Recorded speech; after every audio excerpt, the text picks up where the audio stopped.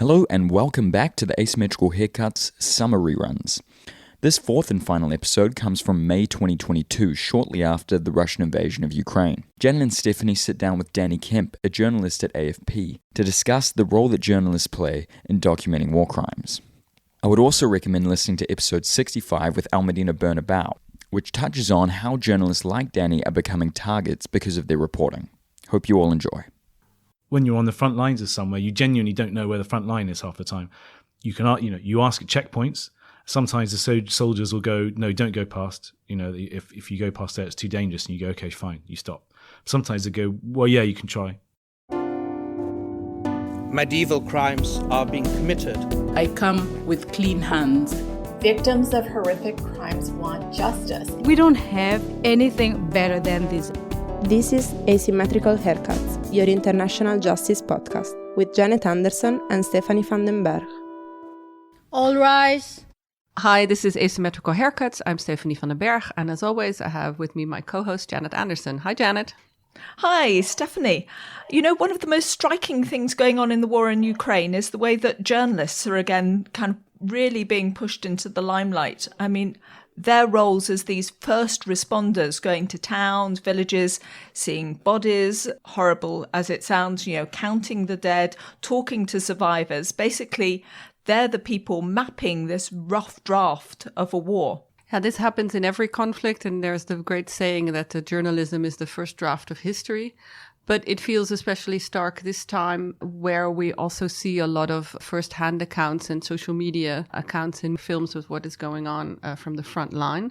Of course, many Ukrainian journalists have been pressed into becoming war correspondents suddenly. Their country is under attack. They've done their flak jackets and helmets, if they even have them, and they are just sent to go where the fighting is. And I really promise we'll manage to get hold of Ukrainian journalists to really manage to ask them about their experiences. The people who I've approached for this podcast were all so busy. I mean, dealing in places like Kharkiv that it was difficult to pin anybody down. But meanwhile, I've been really conscious when one of the people that we know really well, I kind of think of him as one of our pack, the tiny Hague press corps who all cover the ICC and the ICJ. He went off to Ukraine. So I wanted to start by saying, welcome home, Danny Kemp. Hi. Hi, Janet, and thank you. Yeah, it's good to be back, obviously. Danny is the bureau chief of the Agence France Presse, the French press agency AFP. We know him from his coverage of the ICC and bemoaning the late Friday press releases along with us, and the joint struggle in getting Dutch ministry spokespeople to give us our full names and not just be quoted as a spokesman. And before Danny became bureau chief in The Hague, he also reported for AFP from Afghanistan, from Libya, from Pakistan, Brussels. Where haven't you been, basically? Well, I mean, it's a long list. A bit of London and Paris. A bit of London and Paris. There you go. A real cosmopolitan. So, Danny, I said this isn't your first rodeo, as they say. You've been in the field, you've covered a conflict before. But should we just set the scene for some of our listeners who aren't journalists themselves? I mean, how long does somebody like you get sent out for? What's the conditions in which you're working? Just give us a bit of scene set of somebody like you going off to Ukraine. Well, I mean, usually they keep the kind of rotations or the missions pretty short, particularly during the start of a conflict where things are pretty hot. You are working very long hours and people can get tired very easily, and also you're seeing a lot of stuff. So, for example, my mission was for 3 weeks. With a few days either side of travel time to actually get from because there's no other way into Kiev except by land, so you either go by train or, as I did, by car. So they keep the missions pretty short, and basically you go in there and you're living in a hotel. The office is in a hotel. The way it works is that basically every day you go out. We have a team of a text journalist and a video journalist and a photographer, along with a fixer translator and a driver. And pretty much every morning you go out in the car and you see what you can see. And you do that for 3 weeks, and then you come home, ideally. And the reason we asked you specifically is because you went to Bucha, and Bucha has now become notorious for the footage of dozens of bodies laying out in the streets, some with their hands bound behind their back. I think the first I heard of Bucha was the AFP alert or bulletin that said at least 20 bodies seen in one street in town near Kiev, which I think is probably you that sent it. That's right, it was me. And rather than having me describe the scene, can you tell us a bit of how it came that you went there? What happens? How does your day start? How do you end up in Bucha? Well, basically, I mean, it was we got to Bucha after a process of about, certainly a week and a half of really banging our heads against a wall and trying to get to this area. Because basically, about midway through March, just after I got to Kiev, an American journalist was killed just on the outskirts of Irpin, which is the commuter town just before, between Kiev and Bucha. And so the Ukrainian government banned all journalists from going anywhere near Irpin and Bucha. So basically, for at least 2 weeks, in many cases about a month, no one was actually inside Irpin. We could hear the shelling. Sometimes the shelling would cross over into bits of the bits on the outskirts of Kiev where we were. We could see the smoke rising. We could see traumatized people being taken out, and sometimes injured people being taken out on ambulances. Every day we were going out speaking to them, but we were trying to get in as well. And we saw a couple of times, we saw TV crews go in with ambulances. They'd come in, get shelled, and go out again. So they'd get some footage, and it was interesting, but you didn't really get a sense of what it was like there, except that it was obviously, they were under fire and things were very bad. So we were very keen to get in, going out there pretty much every day. It was incredibly frustrating. We just could not get past this main roadblock. And so we were getting towards very near the end of my 3-week stint, and I was thinking, like, I'm going to have to go, I'm going to be going home, and I won't have done this one thing that I really feel we should be doing, this one place that I really want to go to, tell the story of what's actually happening. Then on the Friday, the 1st of April, our security advisor suggested that we take a different route. So we didn't keep going against the same roadblock that was blocked. So instead we went to south and then up through a village called Stoyanka, across this sort of big crossroads on a motorway, which a week before we'd been told there were snipers and we couldn't pass. Anyway, this time it was clear. So that day, the Friday, after a little while, we managed to finally get into Irpin quite late in the afternoon. It was very foggy, complete ghost town, apocalyptic scenes. And we were like, okay, good. We've got this. We can finally report on this. But we couldn't do much. It was very late. We also got a flat tire. I'm just interrupting Danny just for a moment, because I can hear there's a lot of detail that we're going to go into. You say you have a security advisor. That's kind of standard, and presumably you're wearing flat jacket, helmet, etc., etc. That's how you have to travel around. And then how long do you aim to go out for? Do you go out for a day and then have to be back by dark? Is that how it works? Yeah, that's right. I mean, obviously, the same as all the other international media, we go out helmet, flat jacket. Security advisors are kind of, I think for some organizations, they've been using them for a while. Some organizations have been using them for less time. There are two types. I mean, you certainly see some of the big TV crews around with these, big hulking ex-special forces guys who are sort of hanging around them all the time, looking around for sort of possible threats and stuff. What, dark glasses at the ready and literally that, like huge guys kind of go, come on guys, let's move out now. That's not what we wanted and not what we had. We had someone who just really was much better, had experience of situations like that, but knew how to move around, just gave us a sense of security about when it's okay to, because sometimes you don't know how far you can go, because this is the thing. When you're on the front lines of somewhere, you genuinely don't know where the front line is half the time. You can, you ask at checkpoints. Sometimes the soldiers will go, no, don't go past. If you go past there, it's too dangerous. And you go, okay, fine, you stop. Sometimes they go, well, yeah, you can try. And you're like, okay, well, yeah. Then it's your judgment, basically, and you have to make a judgment. And, for us, it was very helpful to have someone who'd been in these situations, a lot of these situations before, had military training, and so knows a bit more, about what to expect, about what to look for, about the feel of things. Did you have that? Because I know from working in Serbia that my colleagues in the Serbian bureau who'd gone through war would be like, basically you hear some sound and they would be able to tell you what kind of mortar power it was, and they would know how far it could kind of reach. So that would be, it's a skill you don't really want to have, because there's only one way you get that. But they would be like, when there was gunshots in Belgrade, they would be like, oh, that's nothing. This is just a pistol. It's not a semi-automatic or whatever. That's exactly right. And, particularly in Ukraine this time, it was more of a difference between being able to tell the difference between incoming and outgoing, because, but when you first get there, it all just sounds like explosions. You're like, the explosions happen really near you and you're like, Christ, and duck and get out of the car or whatever. Even for us, after a few weeks, you get to tell the difference between whether it's Ukrainian forces firing a rocket launcher next to you, or whether it's actually shells coming in from the Russian side. So, but he in particular was good at being helped us to tell the difference between those different kinds of munitions that are being used. But also, just as I said, he had a sort of feel for the the situation and the way things felt on the ground, whether it was safe, really whether it was safe to go on. And also he would go on sometimes just to have a look a bit further, to see how things looked, maybe a half a kilometre up the road.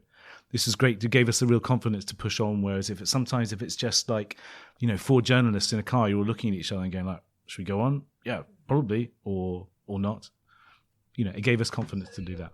So you were describing that you had gone to Irpin, you took the photos of the desolate landscape, but that was still Irpin, and a lot of other footage was from there. So what made you decide? That was the day before. Well, actually, so that was the Friday, the April the 1st. Just briefly to answer what you were saying before, basically, every day, the team would wake up at sort of 6:30, get to breakfast at 7, and then you decide what you're going to do for the day. And the idea then is that you drive out. Ideally, you get, if you get lucky, you get your material in the morning and you come back and file. Otherwise, you're going to be out in the field for as long as is safe, and then you come back in the evening and you write your stories and you'll edit your pictures and video and send them. So anyway, for this day on the 2nd of April, our photographer in particular didn't feel he got enough from Irpin, so he wanted to go back there, and I was like, yeah, okay, fine. So was our videographer, and so they.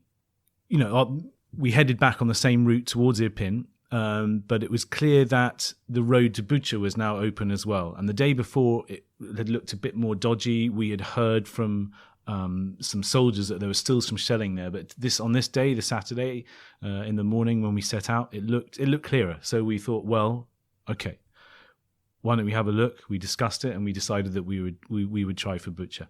And we went, and so we drove in there, and all the checkpoints are open, and suddenly we were there. You come in through the outskirts of town, and again, it was a very cold day, really eerie, foggy, just no one around. There's just people, the occasional people sort of weirdly walking their dogs. But I mean, literally, you'd see every kilometre, you'd see like 1 or 2 people, if that. And immediately, it was clear there were destroyed buildings, damaged buildings. Burnt out and crushed cars on the road, burnt out Russian tanks, and a very minimal presence of Ukrainian forces as well. I mean, really empty, really eerie, a real ghost town. And at what point, because that is what you're describing is also what we saw in Irpin, and it's kind of what you would expect there.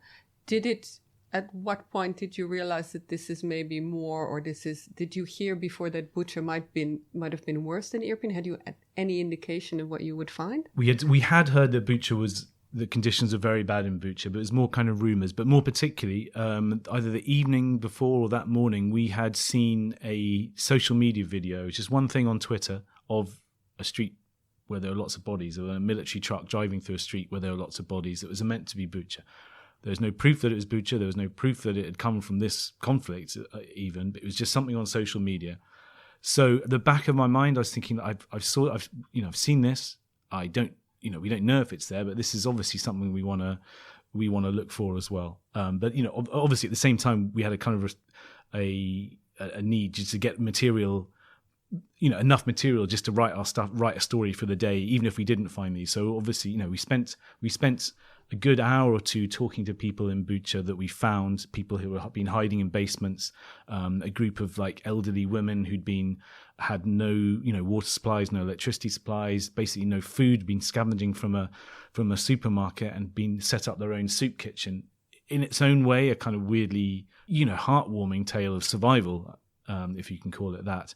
And, we spent quite a long time with them, and we thought, well, in a way, we were like, well, this actually could be enough for us. This in itself is a story of the kind of horrible conditions that people have been living in.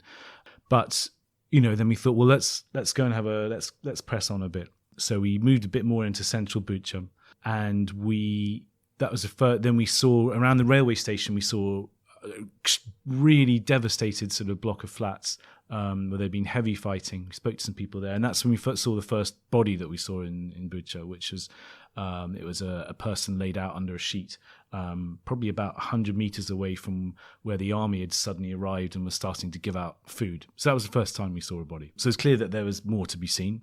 We then got talking to a very emotional local man who was telling us about the fact that there was a sort of mass grave near where he lived, where 4 people had been buried they'd been shot by Russians and they'd been buried in someone's back garden. He took us there. There was what appeared to be a grave with a sort of green wooden cross on. We talked to him. Obviously, we had no proof that there were people in there, but again, we had his testimony, and again, we thought, well, we really got quite a lot of stuff. We went back to where our cars were parked. Just then, our driver, our Ukrainian driver, had been speaking to some of the soldiers and some of the residents who lived there. And he said to us, well, look, these guys say that they know where there's a street with some bodies. And I was like, okay, all right. Well, we definitely want to try and look at that. So we got the same emotional man who showed us the mass graves. He was like, I know where this is. I'll take you there. So he jumped in we actually traveled in a convoy of 2 cars. So he jumped in with us and took us about, there's a little route about a kilometre away from the railway station to this residential area, kind of on the edge of town, actually quite close to where it joins into Irpin. And so you drive along this, it's almost like a construction site almost. I think there'd been building work there. You go around a few roundabouts, there's not much there. And suddenly you sort of come up to this long grey residential street. And just at that point, somebody in the car, I'm not sure who it was, just said, look, bodies. And so we immediately got the driver to stop the car, and we could see through the windscreen, we could see that there were 3 bodies just lying in the street by a pile of construction material. So of course we got out and we went to look at these bodies. You could see that they were in civilian clothes. One of them had his hands tied behind his back, and weirdly, it took us a little time to kind of look up and down. We were focused on them. It took us a bit of time to look up and down the street. And it was then that we saw, like, to the left, to the right, bodies in each direction, scattered over hundreds of meters. You've written about this, and we'll put the link to your piece in our show notes. But what struck me from you writing about this was the way that you've described now finding the bodies, and I'm sure we'll get some details. What struck me was the way you kind of thought about what it was that you needed to do as a journalist, that you needed to count, that you needed to be very clear, the accuracy that you needed to come out with. I mean, I wonder if you could describe a bit what was in your mind as you saw all of this and how you processed it journalistically. Yeah, well, I mean, I won't lie. Obviously, the first thing that happens when you see bodies is shock. I'm not a kind of, I haven't been covering decades of war. When I see bodies, especially when I see 3 bodies, which is, probably more than I've ever, it's more than I've ever seen in one place in my life. Obviously, I was shocked at first. And then as we, looked up and down the road, we were thinking, I mean, this is incredible. This is apocalyptic. This could be a war crime, but you're still in a kind of still in a bit of a state of shock for at least a few minutes, maybe a minute or 2. But then obviously, the kind of, we're there to do a job anyway. And to be honest, by the end of 3 weeks, I was really tired, really cold as well, and in a kind of quite a robotic mode in a way that I knew that, that was my job to do there. And once the initial shock had passed, this sort of training kicked in a way. And this is training that comes from, I think, being a local reporter on a newspaper years ago and has been, been sort of reinforced ever since. It's just, you just got to get the details down as quickly as possible. So the other thing I had to overcome slightly was an instinct not to look too closely, because it is, I mean, these are, you know, bodies that had clearly been there for a while. Some of them had horrible injuries. Some of them had been slightly decomposed by the looks of it, or with sort of really bad wounds. So I had to overcome a bit of an instinct not to look too closely, in a way, not to intrude on them. But you know, it's clear that you have to, because you need to know what's happened to these people. You need to try and describe this, and you need to describe it as accurately and as dispassionately as possible, largely because, you know, we know from previously in the conflict, from other conflicts, from the way things have gone recently, is that there will be people who will try and question the veracity of this. There will be people who will try and call this a conspiracy theory or whatever. You know that when you deal with these kinds of things. So I knew that I had to get it right, more than anything else I've ever done. I was like, I have to get this right. So that was when, you know, I had to, obviously the other kind of, you know, classic journalistic instinct when you've been in a place like this is you have to count the bodies, because you need to know what the death toll is. And so while our photographer Ronaldo Schmidt and our videographer Nico Garcia were doing their work, and I was also trying to keep out of their way, because the last thing you want is a kind of, you know, idiot text journalist loitering in the back of the shot. And, you know, they were trying to do their job and to portray the scene in a kind of, to show the horror, but at the same time not so graphically that people will just switch off, or that it can't be used. So I just wanted to leave them to do their work. And my job was just to go and look at these people, find out how many bodies there were, because, you know, this was going up half a kilometre up the street. I kept on walking, there'd be more. I'd keep walking, there'd be another group of 2 or 3. You keep walking, there'd be someone else lying under a bike. And do you do it then in your head? Do you keep a tally on your phone, or you're putting like knots and crosses in your notebook? Well, it's a good question, because I walked up and down the street, I reckon two or 3 times. The first time I was quite, not hyperventilated, but quite in a state of sort of, I guess, shock and excitement, and trying to calm myself a bit. But each time I walked up and down the street, I think I got two or 3 different numbers. And then one time, as I was looking, I passed a doorway of a house. I was curious to see what it was like inside, and there was another body there. So in the end, you know, I did the only thing that I could really, which was I took pictures of all the people's bodies that were there. And so with those pictures, then I knew that I wasn't going to be overcounting or miscounting or missing anybody out. And then it was with that I could count and say, look, I know that there are 20 bodies. I mean, for example, I talked about it with our fixer, and he said, I thought there were 21. And I was like, so I recounted. So it's easy to it's easy to miscount in a situation like that. But, you know, with the pictures on my phone, however much I kind of wish they weren't on my phone, you know, I knew that the number was right.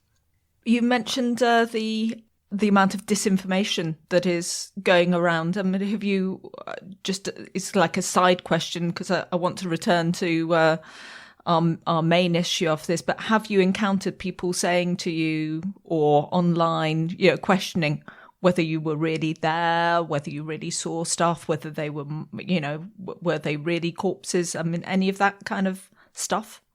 Weirdly, personally, I haven't experienced that. I'm quite active on Twitter, and previously, when reporting things, you know, I have had people trolling me or questioning things, the same as any other journalist, I think. Strangely, with this, not so much, but that's for me personally. In terms of the actual images that came out of Bucha that day, 100%. I mean, the Russian government said they were fakes. Russian state media said they were fakes. That the whole thing was staged, etc. And, you know, they enabled us at AFP to do a fact check based on the images of our photographers, and also some of the images on my phone, to say, in one case, for example, that Russian state media said, look, one of these bodies is moving. We could say, well, here's pictures of the bodies of this particular body at different intervals. We were there for like, I guess, half an hour, 45 minutes. We did not see that body move. It didn't move. This person was clearly dead. So we were able to do that. So yeah, I mean, there was a big campaign to say that Bucha and our images and other images were disinformation. But for me, not. For me personally, no, which is strange. I wasn't expecting that.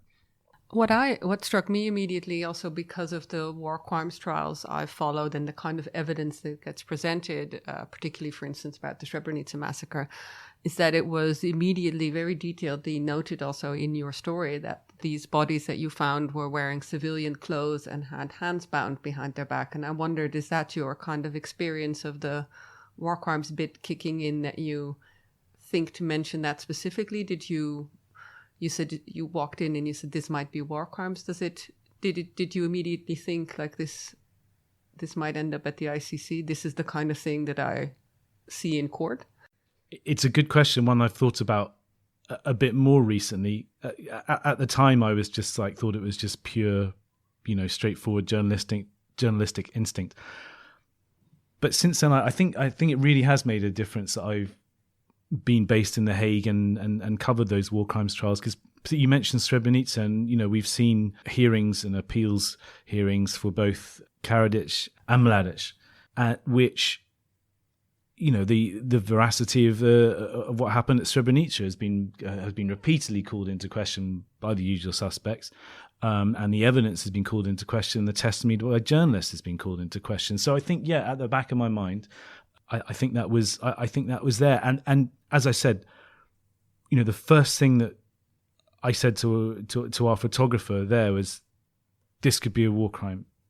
So I think it must have been in the back of my mind, because I've been covering it for sort of 3 years, not as long as you, Stephanie, by any means, Janet. But I've been covering these things. I knew that is, I knew that it could be the site of a potential war crime, and therefore, I guess therefore somewhere in me I knew that I had to be as accurate as possible. It was more important than ever this time. When you saw this, you counted this. Do you call this in from the field, or do you go back to Kiev before you get everything together and report it? The journalist instinct is fine. I mean, we have noble instincts about telling the truth and bearing witness. The other instinct is to be first.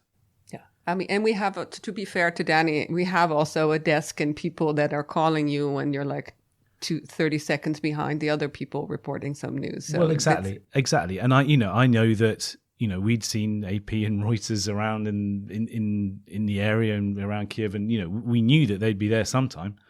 And, we thought we were the first. We saw one photographer slightly later on, so that actually sort of spurred us a bit to get moving. We also knew there was a BBC crew who'd been circling around town, but we didn't see them at this place in Jablonska Street. So, I mean, the way it worked, had I been on my own, probably I would have called it in, called in the alert to our news desk or the people who were dealing with this and said, look, we've got this alert, we need to get it out fast. As it was, when you are working in a team, and I mean, this sounds a bit like a cliche, but particularly when you're working in a war zone somewhere like Ukraine, it's really important that you work in a team. You depend so much on these people, because you'll keep each other going. Because sometimes things are boring. Sometimes things are, sometimes, you have to find ways to sort of amuse yourself in a war zone. Sometimes, just keep spirits up. But sometimes things are dangerous. You really rely on your team for everything. And so our decision was that, the photos, the videos, the text should all go out at the same time.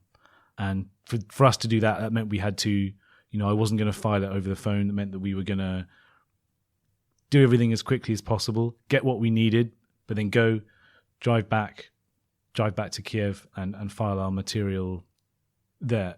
It felt weird being in the car, sitting on the knowledge that we had this story, this information. And I spent most of the journey back writing the story so it'd be ready to file as soon as possible. And the other part of the journey, worrying that someone else had got it.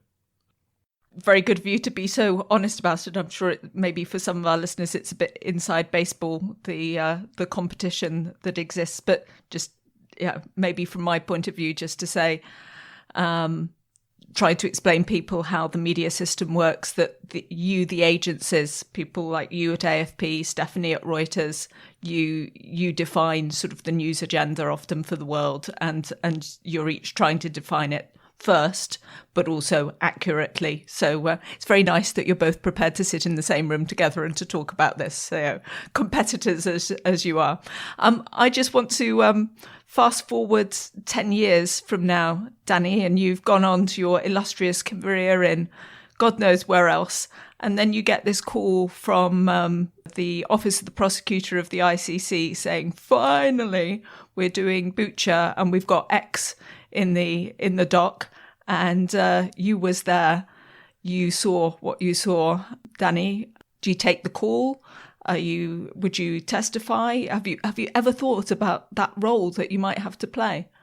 Yeah, I've definitely thought about that role because we were among the first there. We have some of the pictures of the scene that was undisturbed. We have, I have pictures of all 20 bodies before they were moved, and I think some of them were moved quite soon after we got there, or certainly sort of, Ukrainian authorities got there. So, we have, mint material from that scene, which, obviously at the time I thought it could be useful, and I know that AFP has told us to keep that material as we do in all cases with anything in this, whether it's any incident in any country that could potentially end up in court somehow. We are told to keep our notes, keep our photos, keep our videos, and all the raw stuff. As to whether in 10 years' time, my first call would be to AFP HQ in Paris to say, what do you think about this? I don't know, honestly, what the AFP policy is on this. I think that they would probably decide on a case-by-case basis. In theory, I would be prepared, but I wouldn't do anything without, the say-so of the people I work for. Wonderfully diplomatic answer, and I'm sure you're absolutely right. That's the correct thing you should do, and that's what every journalist would do, is check with the bosses and see what's on. But so rather than asking whether you would do it, I mean, you've seen other journalists at the ICTY and maybe even at the ICC sort of testifying. I mean, that journalists do testify. I mean, have you just ever imagined yourself generally in the situation of testifying at any of these courts, or is that just not something that struck you?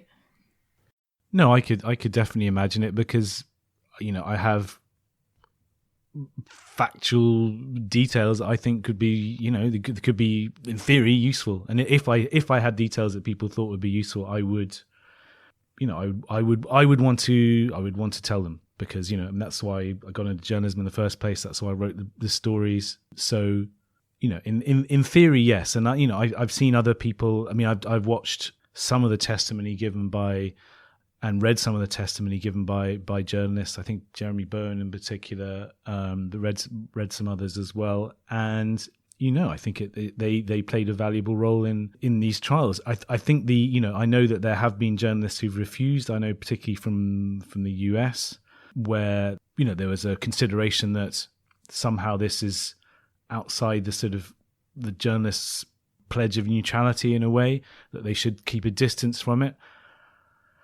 I can see that argument as well. It would be something that anyone would have to weigh up very carefully if they did get the call. But it's a long way off, and it's entirely hypothetical, as a politician might say.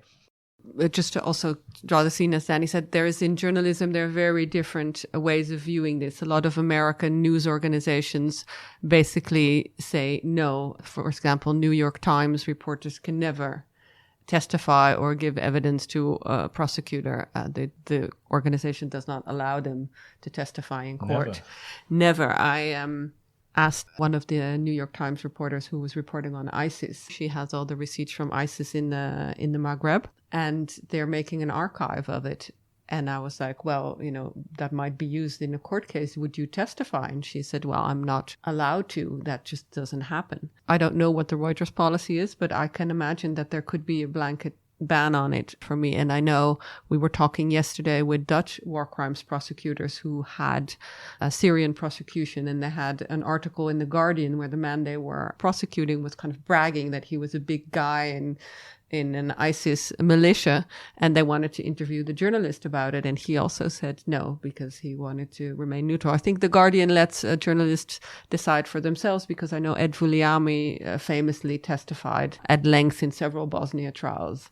Well, maybe it also leads on to just that small extra question about this idea of neutrality journalism. When you've been there, you've seen stuff, Danny, on the ground in Ukraine. How does it now colour the rest of your work? Because here we are in The Hague and we're reporting on the prospects of potential war crimes. We're talking about the way that the investigation is being put together. What do you bring back with you from Ukraine that kind of colours how you cover this? And at the heart of that, can you, quote unquote, remain neutral? As I mentioned, the day after we made this discovery in Bucha, I left Kiev because it was the end of my stint, and I had to come back to The Hague. I very much felt, though, that I had kind of unfinished business, and we'd seen these, these are obviously they're not just bodies. There's 20 people lying in the street, 20 people whose lives had ended, people with shopping bags, people who'd literally fallen over with their bikes on top of them, as if life. You could just see where their life had stopped.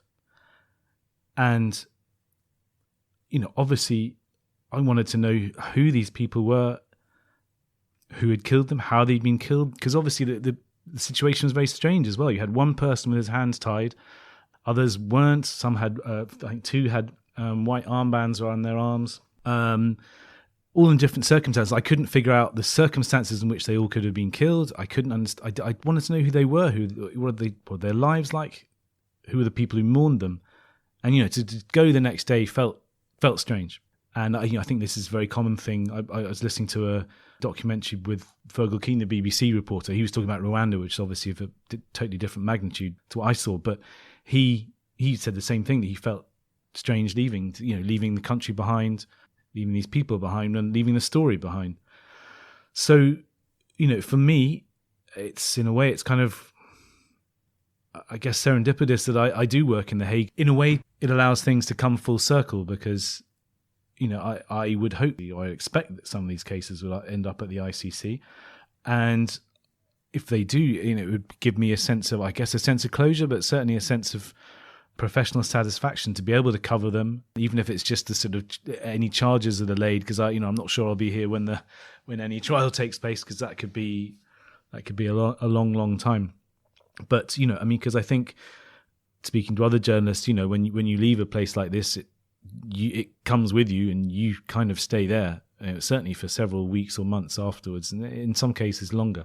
So, these questions keep nagging at you. And forgive me for giving AFP a plug, but I have colleagues there who've done a really fantastic investigation looking at 4 of the people who were found on that street, and going, they did amazing work, like going to the morgue, waiting around, trying to speak to people, in terrible conditions, and found the relatives of these people to find out who these people were. That they were just people kind of who were just cycling on errands or going to see friends who were then shot. And they found out as well that there was a sort of Russian kind of command post, but partly because the area was so near Irpin, it was on the road all the way through, which might explains why this street may have been so deadly. And I can also say there's also been a superb Reuters investigation recently into the same incidents, who the possible culprits were, or the situation were. Work like this is incredibly important, and it gives me sort of a little faith, I guess, that maybe journalism can make a bit of a difference, because we can tell these stories of these. It's just terrible to think that these people might remain unidentified or faceless as such. Now, you left after this, but then after Bucha became such a big story, I also saw reports of the Ukrainian government kind of, there are some, I won't say organized trips, but there were journalists going with the government showing them that. And how do you feel about that aspect of it, that it then becomes a kind of destination? I don't know how to explain this. I think it's normal, and it serves a purpose. It means that I can understand. The Ukrainians have, since the start of the war and before, run a masterful public relations operation. Frankly, they have been very tight on restricting journalists from seeing what they don't want to see sometimes, and they've been very good at facilitating journalists to see what they do want them to see. So it was natural that they would take them on these trips. I think in a war, a press trip is a necessary evil sometime. We went on some. I think, the Russians have organized them as well, and many media organizations have gone on those. I think sometimes somewhere like Mariupol, for example, there's no way you're going to get in there, except for those incredibly brave AP journalists who are there for a while. There's no way you can get to these places sometimes. And, as long as you're clear that, this is a press trip, the Russians or the Ukrainians took us to these places, that, this person was made available to speak, whatever. As long as you're clear about it, sometimes it's the only way. And I think it was inevitable and kind of necessary that, for these big press visits to happen in Bucha. But at the same time, I was glad that not even just that we found it, but I was glad that someone was able to see the scene before it got turned into a destination, or, because that way it makes it harder for people to question it. You've explained it already, but just to reiterate, you didn't go there at the urging of the Ukrainian authorities, or somebody pointed you to that before. This was an individual AFP decision from your team that happened at the time you were there. It was exactly that. We were not accompanied by the military. We didn't go in by the military. We weren't sanctioned by the military to enter Bucha. It was just, in a way, it was, a bit of, journalistic shoe leather, but in a way, and basically it was a determination. It was our driver who was talking to people. I know some news organizations provide counseling afterwards.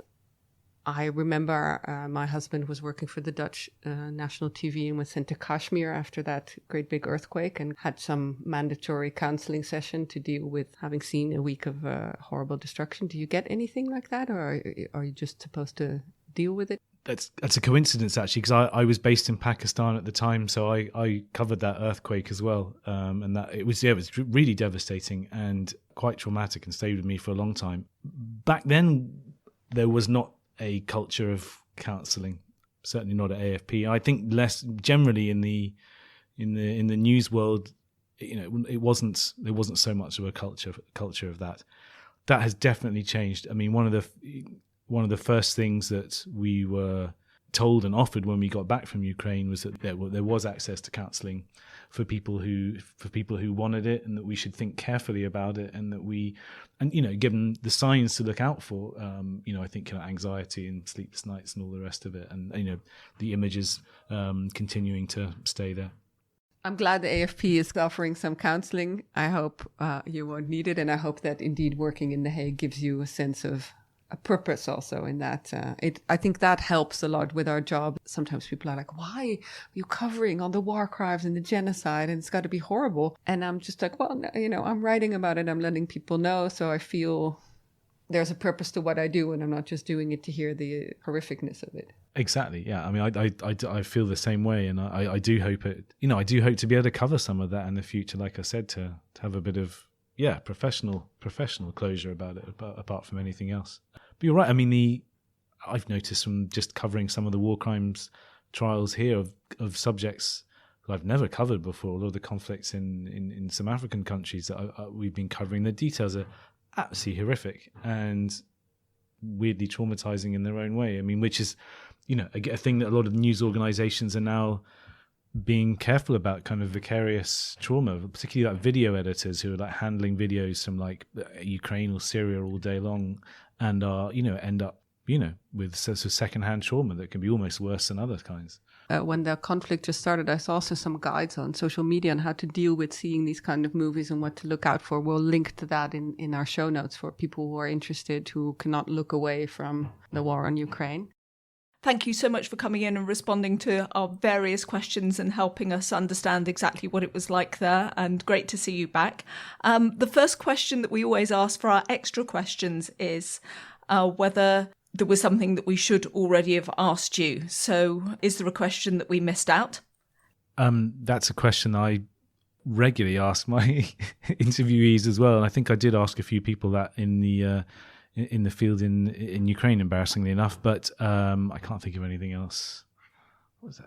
Is there anything I should say? I can't think of anything. No, it's a great question for for journalists, which is why I also ask it, and which is why I ask it on the podcast. Our next question is a new question that we have is, what's been kind of your favorite or most memorable court case that you've covered? Wow, that's a good one. Kind of a minute to think about it. Because, when I think of court cases, my mind instantly goes back not to here, but to the Basingstoke Gazette, which is the local paper that I started on in the UK and covered all kinds of ridiculous things. Hang on, let me see. We also like the ridiculous court cases. Well, of course, yeah. That's more fun than the horrific war crimes ones usually. Yeah, I mean, for me, even though I didn't actually get to see him, the most memorable case I covered in The Hague was the Mladic hearing last year, largely just because we were in a tent outside watching this. We were in a tent outside watching this, this man who'd be convicted of, one of the worst terrible genocides in Europe.